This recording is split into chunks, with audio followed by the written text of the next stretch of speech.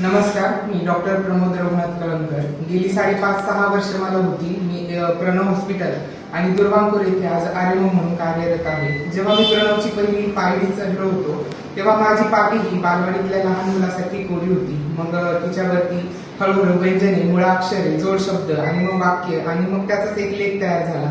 ही पाटी लिहित असताना मला फार राग यायचा, कधी कधी चिडचिड व्हायची, कधी कधी नको हे सर्व सोडून जावं असं वाटायचं. पण नकळतपणे मॅडम आणि सरांनी माझा हात हातात घेऊन माझ्यासोबत मुळाक्षरे लिहिली. त्याचं एक वाक्य तयार होत मग आता एक छानसा असा लेख तयार झालेला आहे.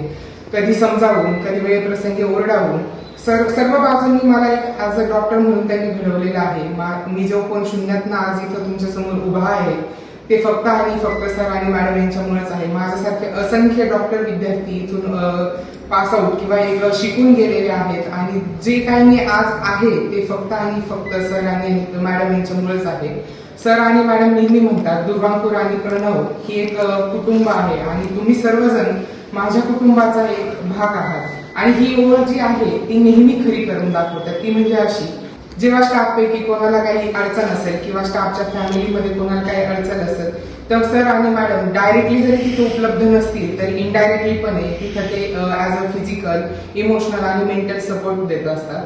म्हणजे मला या डॉक्टर दाम्पत्यामध्ये नव्याने शिकवणारे गुरु, त्याचबद्दल वेळोवेळी वाट दाखवणारे मित्र, त्याचबरोबर जीव लावणारे आई वडील हे भेटतात. म्हणजे एकाच ठिकाणी मला ॲज अ डॉक्टर म्हणून, त्याचबरोबर गुरु, त्यासोबत आई आणि मित्र म्हणूनही भेटतात. आता घर म्हणलं, कुटुंब म्हणलं की थोडंसं भांड्याला लागणं हे तर होतच असतं. पण वेळ प्रसंगावधान साधून एक प्रत्येकाचं मन जपत एकोपा साधण्याची कला जी देवाने या दोघांमध्ये दिलेली आहे ते मी कुठल्या शब्दात तुमच्यासमोर व्यक्त करू शकत नाही.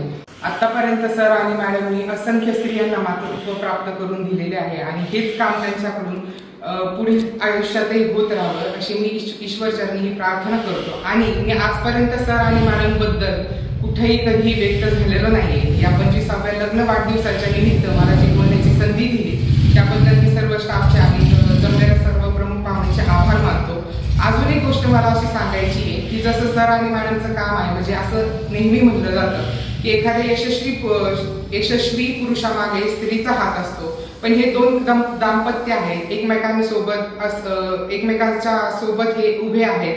म्हणजे तुम्ही जर विठ्ठल रुक्मिणीची मूर्ती जर पाहिली असेल तर कमरेवरती हात ठेवून विटेवर उभी दर्शनासाठी नेहमी असणारी ही मूर्ती तसं आमच्या सर आणि मॅडमचं आहे. म्हणजे की काय, एकमेकांच्या खांद्याला खांदा लावून नेहमी रुग्णसेवेसाठी तत्पर असणारे हे दोघं यांना दीर्घायुष्य लाभो हीच ईश्वरचरणी प्रार्थना करतो आणि मी इथेच थांबतो.